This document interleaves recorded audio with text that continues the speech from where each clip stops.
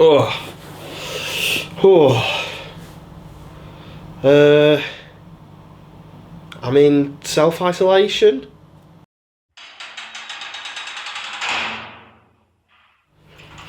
So if I did that right, I'm assuming you just heard a really overdramatic prison sound and some bars come across the screen to signify that I am in self-isolation.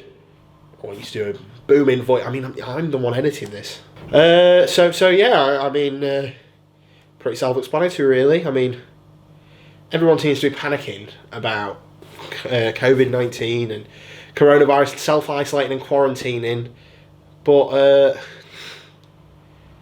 I don't see anyone making vlogs about it. Who is making self-isolation vlogs?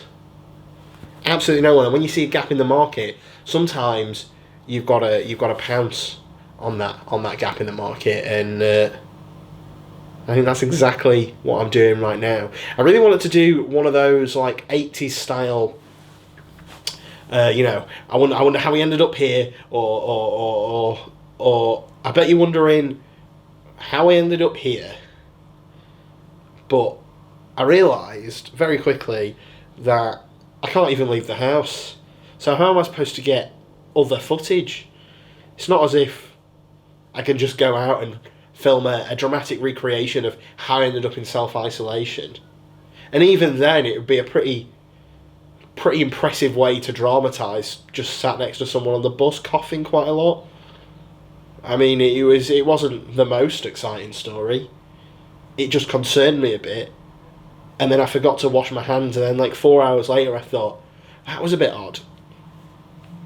Maybe I shouldn't go back to work. And so I decided I'm going to self-isolate. So I mean, really, you did just get, I bet you're wondering how I ended up here, but instead of the dramatic before bit, I just explained it to you. Which I think would have sped a lot of those 80s films up, really. Especially some of the long ones. I imagine it's going to get pretty boring over the next couple of days, but I really wanted to make these vlogs because it was one of those things. It was like, when you go on holiday and you film some things, and you're like, you know what, I can't wait to, in 10 years time when I hopefully have kids, if we make it through this bit.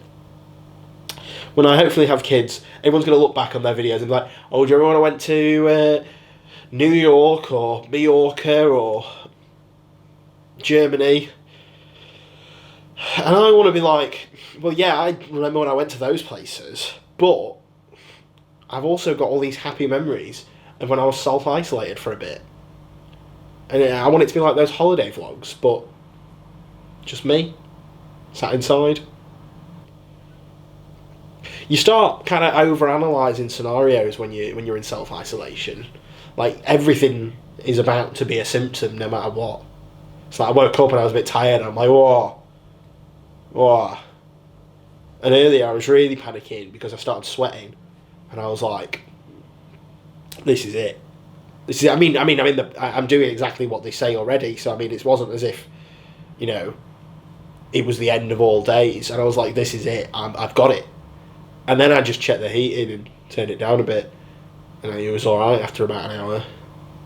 But it's that panic, it's that existential panic, like something's about to go wrong. It's really keeping me on my toes in this self-isolation. I was thinking about watching Contagion. Everyone seems to be talking about Contagion like it's this brand new film coming out, and I was thinking to myself, it's weird. Normally it's Simpsons predicted it, but this time it was Matt Damon predicted it. And I was thinking earlier, I was like, wouldn't it be weird if it was Matt Damon's fault about all this? Like, how would the world react to the fact that Matt Damon started a worldwide pandemic? Just can't help but think it probably wouldn't have ended too well for him. But you never know. So yeah, probably gonna watch Contagion later. I'll let you know how it is tomorrow, I suppose.